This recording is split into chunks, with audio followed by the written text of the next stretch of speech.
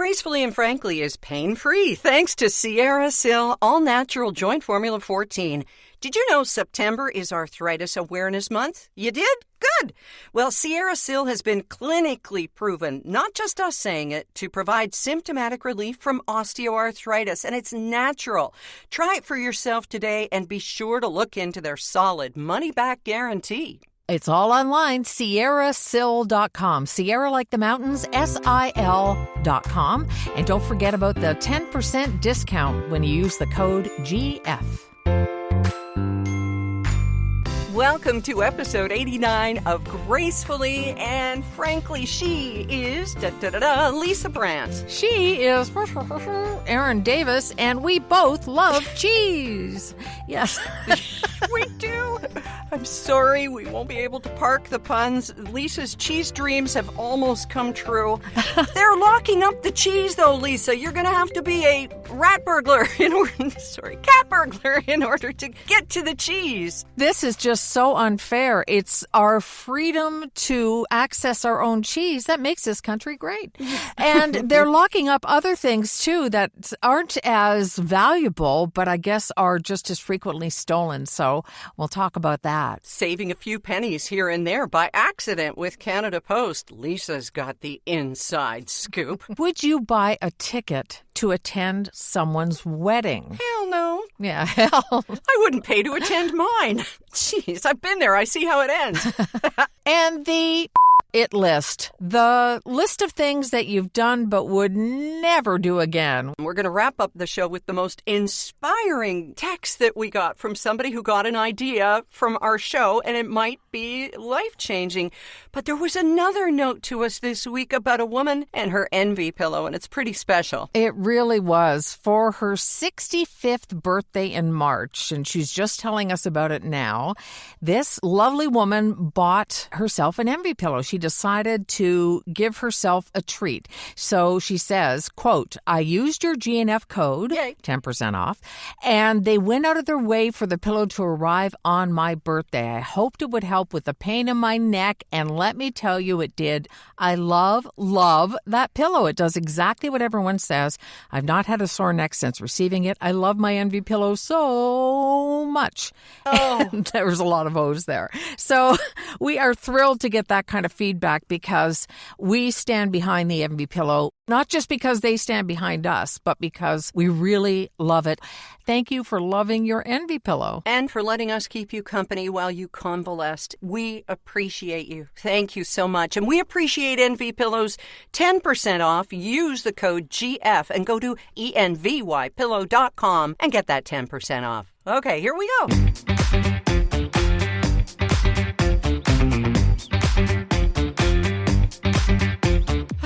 Well, as people woke up this week to kids and grandkids going off to school, you'll never guess what I woke up to this morning. But I'm going to make you. Okay. I have no idea. What? Something to do with the dogs? Well, that is a reasonable guess. Let me give you a hint. The bed was wet. You peed. No, I don't think I'd start the podcast off with that. I don't know then. I have no idea. Well, after 37 years of marriage and of being on different varieties of them, our waterbed has finally left the building. Oh, no. Yes, we have what's called a motionless waterbed. Trust me, it wasn't always that way. It's motionless because it's baffles. It's long tubes, and usually, if something springs a leak or the wonderful thing about waterbeds is that you can always, if you lose a bunch of weight, you can add water. If you gain a bunch of weight, you take some off. It's so eminently adjustable, and it's warm, and it's wonderful. Right. And we have been waterbed stands, as the kids say, for our entire marriage. But finally, we packed it in. Rob woke up at about 5 o'clock this morning, and he thought, well, why do I feel like I'm kind of rolling toward the edge? And it turns out that one of the baffles finally sprung a terminal leak, and the bed was wet, and he just said, forget it. It's the second one that's gone in the 10 years that we've had this particular incarnation.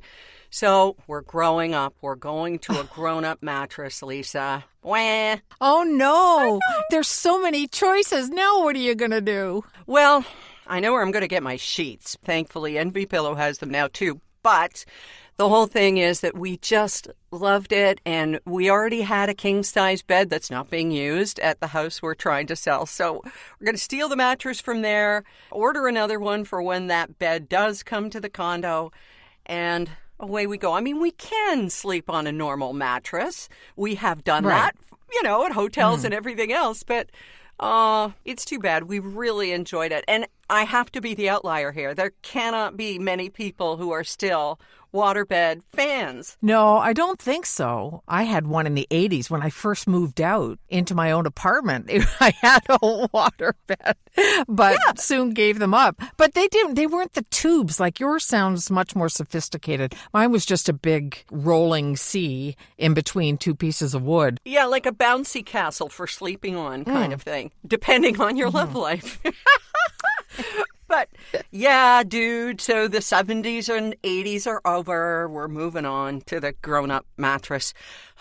Enough about my exciting life. I'm just so glad it wasn't one of the dogs, though. I mean, when you wake up to a wet bed, your mind goes right away to the dogs, and then to you, did I have that dream, But no, but you had a dream come true. You actually met a guy who lives with cheese. Oh, my goodness. His name is Jeff. He is married to Carolyn, who listens to this podcast. And I promised I would see them next time I was in Exeter, and I did on the long weekend. And Jeff, I had no idea, is an inventory control specialist for a cheesemaker. He just counts cheese. Now, I got to stop and ask about this. Is there a lot of cheese that goes missing, or does cheese wander off in the night? Or are there giant mice? It's cheese, Aaron. Everybody wants the cheese. Yeah. They have so many brands and so many customers that somebody has to keep control and make sure everybody's getting what they're supposed to be getting. Plus, they have millions and millions of dollars of inventory. They also have, I found out, a store just for employees where they get their cheese at discount, which makes me want to work there. What? I know. It's like a cheese person's dream come true. I asked if I could have a sleepover there, and I only got a kind of an embarrassed laugh. There was no answer as to whether or not it was possible to sleep among the cheese. But it just sounds like the best job, and he loves it. He loves being the cheese counter. The big cheese. Yeah, the Grand Fromage. Oh, I'm sorry. There are so many bad cheese puns here, Lisa. It's a really good job. Oh, like it sounds great. Grate.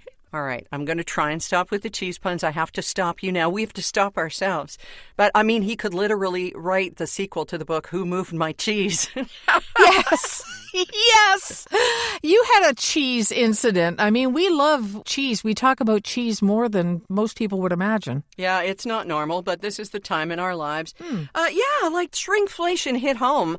I bought one of those big slabs of cheese because it was on sale. I don't buy anything that's not on sale, but I bought one of these big slabs of cheese, and I'm cutting it. Yeah, cut the cheese. Way you go. And I noticed it's now only 2 centimeters thick instead of 3 or 4 centimeters thick. This is how they get you. This is the shrinkflation. And I'm cheesed, really. I guess so.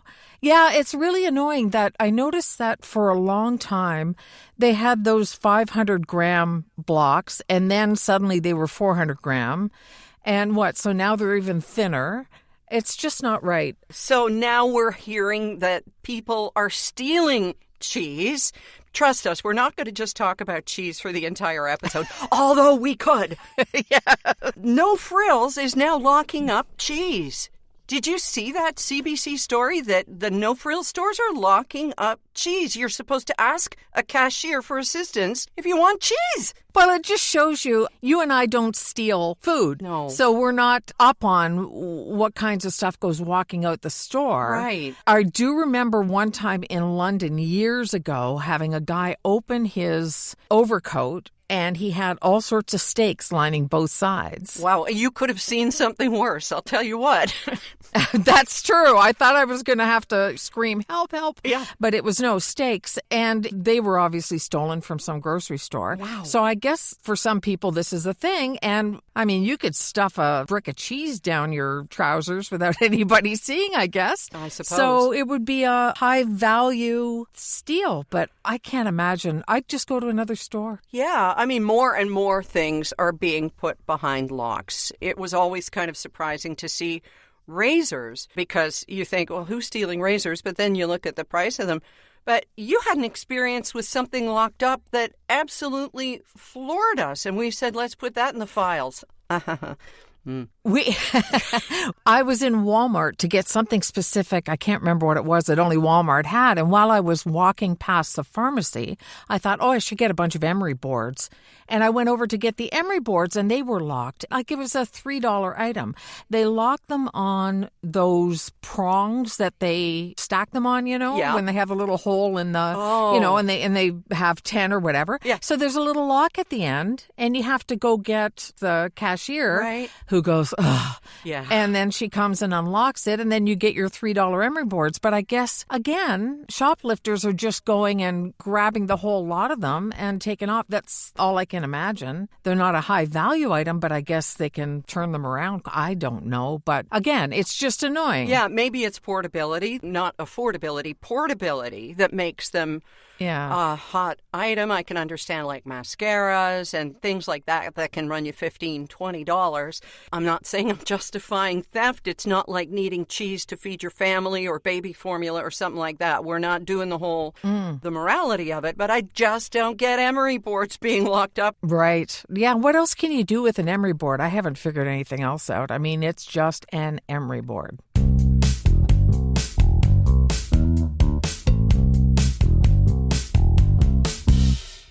So, we've been sending out pendants to some listeners who have purchased them, and there have been somewhere in the neighborhood of 90 cents. And I've learned a lot, Erin. I have learned so much. I've learned where I can get cost-effective envelopes. I've learned so many things about this and, made a few mistakes along the way. So I was in the post office one day, and I knew that I needed $2.09 stamps for each one of these envelopes to send a pendant. Mm-hmm. All right? Yeah. So there's a new woman behind the counter, and I say to her, I need however many 209s, and she goes, oh, no problem. And then we're yapping, and then she's talking to somebody else, and then she leaves, and then she comes back. And by the time she comes back, I'm not even hardly paying attention. I've told her what I want. Yeah. She grabs a whole bunch of the regular 99-cent stamps. And we're yapping, and she rings them up and sells them to me, and I get home, and I'm sticking them on the envelopes, and then I go, wait a minute. These aren't 209s. These are 99s. Uh-oh. So then I thought, well, okay, I'll stick 2 on each, and then I'll go back and get whatever I have to get to make it right. Nobody said there was going to be math. Geez, poor Lisa. That's right. Especially really difficult math with 9s. So Okay. So I go back and I say, okay, I have $1.98 on each of these. I know it's supposed to be $2.09. Can you sell me the stamps? And she says, we don't sell small stamps anymore. And I said, well, what am I going to do? These won't peel back off. They're stuck on. And she said, I'll tell you a secret. Canada Post has a rule that if it's 11 cents or less that you're off on the postage, they just let it go through. Wow. And I said, you've got to be kidding me. So I was sending through $1.98. It was supposed to be $2.09.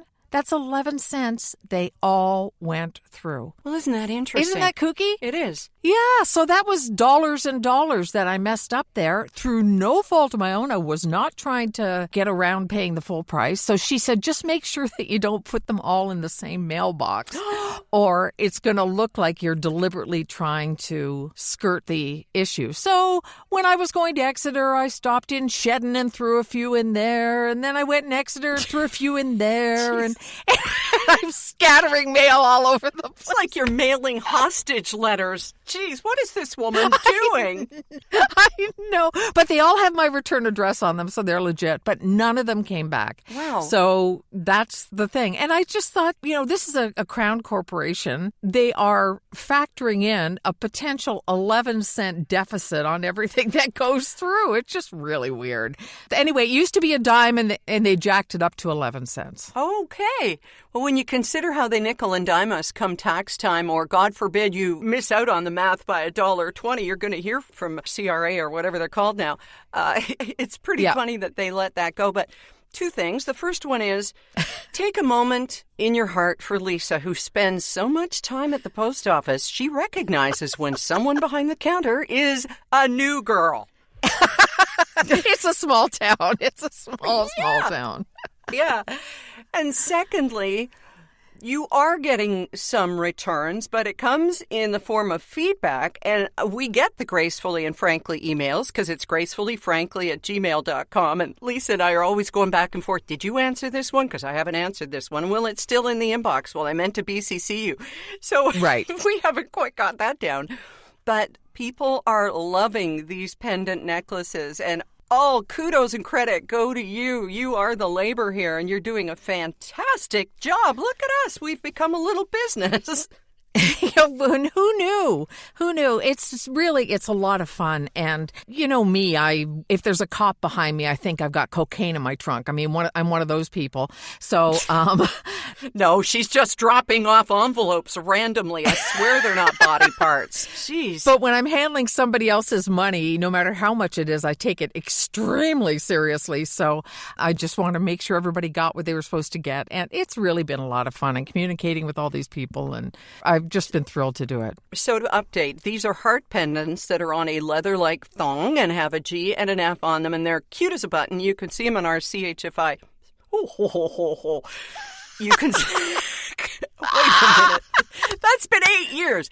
You can see them on... I'm leaving that in because it shows you just better. How tortured my mind is.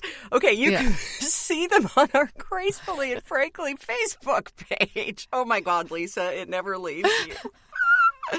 Visit us at 680news.com. Yeah, exactly. That's right, yeah. Oh, okay. So, back to the necklaces. Are there any more? Because people are going to go, how do I get in on this? Or maybe you're not. That's fine. This isn't what we're here for. But if somebody says, hey, I want a couple of those pendants. Yeah, there are a few left. What I'm going to do is, if there's enough demand for more, I will get some more in a batch in the future. Because I bought 100. Once 100's taken care of, then we'll get more if people are after them. But I think everybody who wanted one pretty much got them. So okay.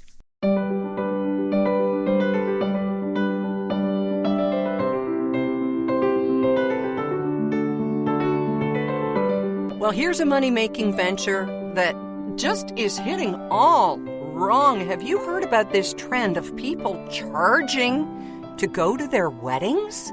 Yeah, I'm not impressed whatsoever. But give us the ins and outs of this, because there is some alleged justification for it, right? Well, there is. And usually at first blush, you see this story and you go, well, hell no, I'm not paying to go to a wedding.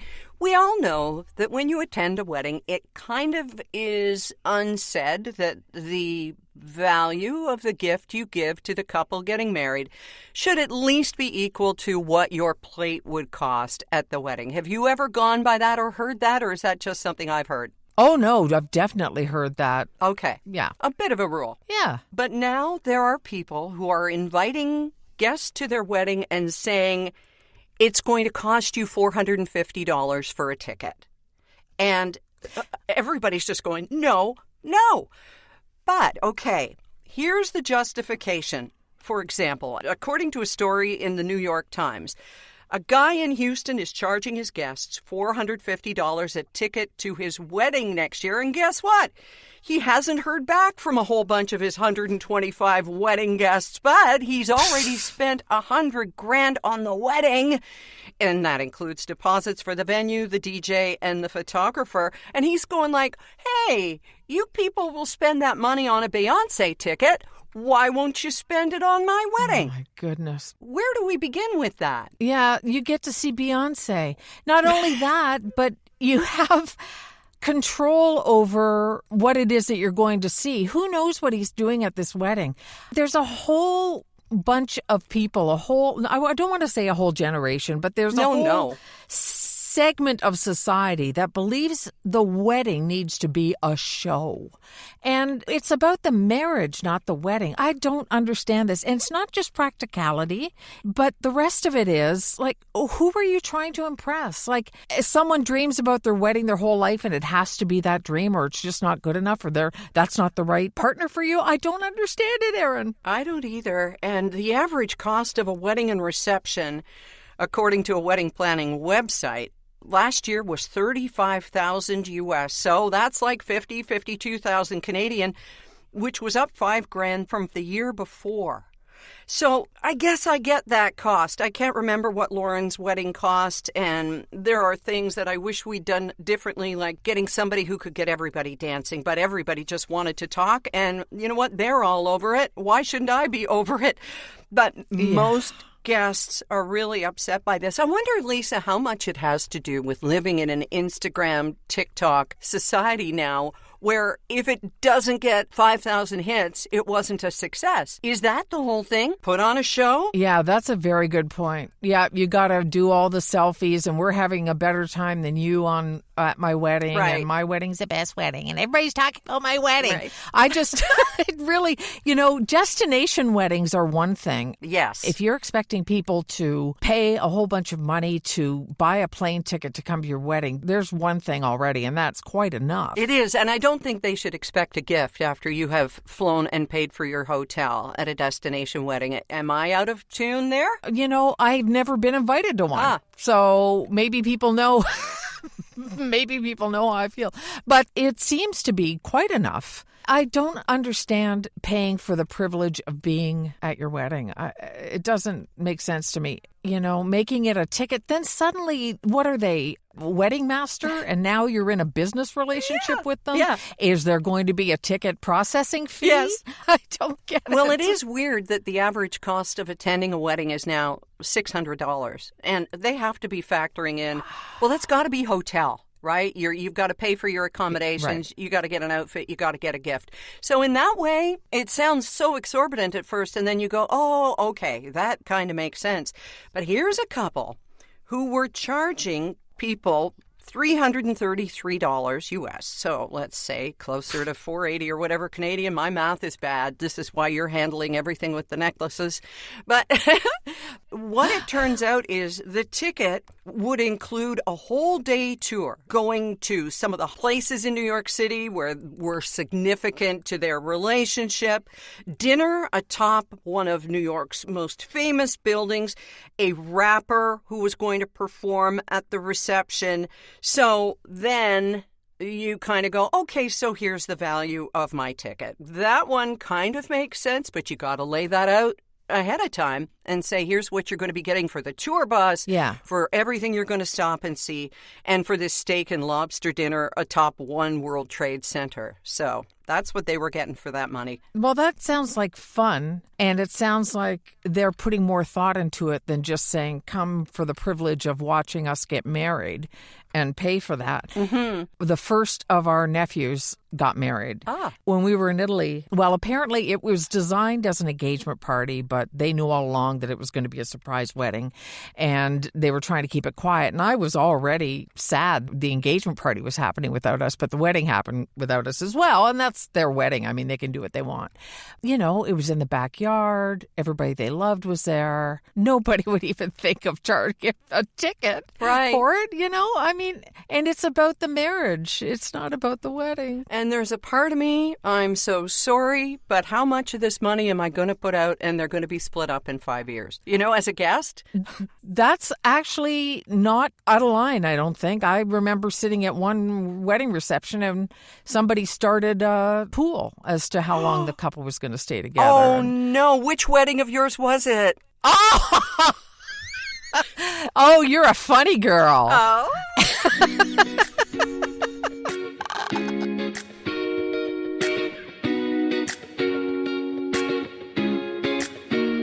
Getting married again may be on your list. Now, everybody's heard of the bucket list, right? Yeah. This is a list that rhymes with bucket, but we're gonna, can I call it F it instead? The F it list? Sure, that works for me. Yeah. Okay. So we were thinking about your F it list, and that's things that people say they are never going to do again. And I would guess for you, of course, getting married, right? That would be on your list. Oh, absolutely. I'll never get married again, no matter what happens. We're not even going to renew our vows. Nothing like that. No, we sure are not. I'm not saying no to marriage again. If something happened to Rob, I know I can't be on my own. I can't be trusted. So I won't say never. And I know he's going to hear this and he'll just shrug. Okay, what else have people said they will never do again? There have been some sad ones, some funny ones, and some totally agree with. Like, for example, I will never again pee in a toilet I see in a dream. Oh, my God. Lisa, I have that dream so often, and the bathrooms are just horrific. And I think that may be my mind's way of saying, girl, don't go there. So maybe that's what wakes me up. Who hasn't had that dream? As long as you don't actually use the bathroom in the dream, then you don't wake up with a different kind of wet bed, that's for sure. Oh, my God, right? Never drink again. That's one you and I are going to do, or we're working on one day at a time, right? Yep, not today. Okay. Right. What other things have people said? Never run for transit. That was one I followed in Toronto. Oh. So many times somebody would get hurt. They'd fall under the wheels in the winter or whatever. And that was my rule. If I missed something, it was gone. That's fine. I wait for the next one. Wow. That's just a safety thing. There's something on a lot of people's bucket lists that I never got. I could never, ever, ever do New Year's Eve in Times Square. Just, again, going back to the bathroom, the fact that there's no place to pee and you're there for like how many hours to wait until the ball drops? Right. I did the New Year's Eve in Vegas one year and in the Union Square. And it was in the 80s, so it was before Vegas became what Vegas is now. Yeah. And my brother threw me over his shoulder at one point and threw me in a taxi. It got so violent. Oh. We couldn't even tell if there were guns. There was all this noise, pop, pop, pop, and all this stuff. And next thing you knew, I was in a cab Oh, on my jeez. way back to the hotel. Where is Union Square? I don't remember that. And I've been there a few times. Union Square, if you look into it right now, it is where there's a hotel now. Oh, okay. On Tropicana Avenue, yeah. All right. It was like Las Vegas's Times Square. Way too rowdy. And yeah, nowhere to pee. But I'm glad I did it once. Yeah, well, there are things you do when you're younger that you say, oh, God, no, never again. But you know what? We were in Las Vegas for the days after Christmas and before New Year's one year. And 2 or 3 days before New Year's Eve, they stopped serving drinks in actual glasses. You can only get plastic cups for the days leading up to New Year's Eve because I guess they stockpile them and use them as projectiles on New Year's Eve. So, Oh, yeah. my goodness. Yeah, no glass. And this was at the Bellagio. This wasn't a Holiday Inn trying to save some money in the bathrooms. Okay, New Year's Eve. That's off the table for a lot of people, just period. Right. Never get a tattoo again. You have a tattoo now. I have a couple of them, and I would love to get another one, but many people said that they don't want another tattoo. Huh. That could be that they made a mistake the first time or that it just hurt too much. Who knows? Yeah. And other people had foods that they tried and they said never again, like escargot, for example. I happen to like escargot. To each his own, chacun a son goût, as the French would say. They don't care if you don't eat escargot again. Yeah, there's something about the texture. I can get that. Yeah. And how about you, Lisa? Besides the things that we've touched upon, what came to mind when you saw that there was an actual effort list? The first thing that came to mind is still the one I would never do again, and that is never go down the tube slide at Malahat Skywalk in BC that you and Rob and I and Colin went down a couple of years ago, and I would never do it again or anything like it. The Malahat Skywalk is a very gradual and comfortable hike to the top of a wooden tower. It's just beautiful. It's on the Malahat, and it's about a half an hour north of Victoria. I think it's a must-see when you're there, but Lisa, really you hated the slide. I loved it. I had a great time in it. Right. The Malahat Skywalk itself, I would do again in a heartbeat. It's just the tube slide thing because of my mild to moderate claustrophobia. Being in an enclosed tube the whole time, the whole 9 seconds on the way down, I screamed because my brain tells me I'm going to get stuck and nobody's going to be able to get me out. But I did it because I didn't want Colin to see me chicken out. Aww. And I don't even think he noticed. But that was my thinking, was I don't want to, in front of this, impressionable young kid, I don't want to go, oh, I'm not going to go. I'm a big old chicken. So that's why I did it, but never again. Yay. What about you, Erin? Is there one that you would never do again? They'd all be travel related, Lisa, and it's because I've lived and I've learned you never fly in the day of a cruise departure. Always give yourself a night before. We learned that in Athens when our bags didn't arrive. So fortunately, the next day they were there. And then there was the time in Venice when we landed and took someone else's luggage to the cruise ship and had to just book it back to the airport. But that kind of explains why we never fly in the day of a cruise departure. And never, ever will I book a flight into town the day or night that I am going to be performing that same day. That happened to me flying to Toronto, getting waylaid in Edmonton, and then my baggage didn't make it and I didn't have an outfit to go on stage. So these are things you live and you learn and you say, never again. Right. Can we just say congratulations to a listener who last week heard us talking about the app and meeting up with different people for dinner, and she signed up and she's going to do it because she heard it on Gracefully and Frankly. So congratulations, good luck, and we really want to hear from her how it went. It's so wonderful, and she posted this on Threads, and I saw that somebody else said, I chickened out of this in my city, but after reading what you wrote, I'm going to do it too. Yay. So this is how this spreads, right? Yeah. Confidence begat confidence. I love it. It is fantastic. Please do reach out to us. We love, love, love to hear from you. That really made our week. So thank you. And thank you to our wonderful sponsors, of course, Envy Pillow and Sierra Sil for being along with us for this wild ride that we're on. We'll talk to you again next week for episode 90. I'm Erin Davis. I'm Lisa Brandt. Bye.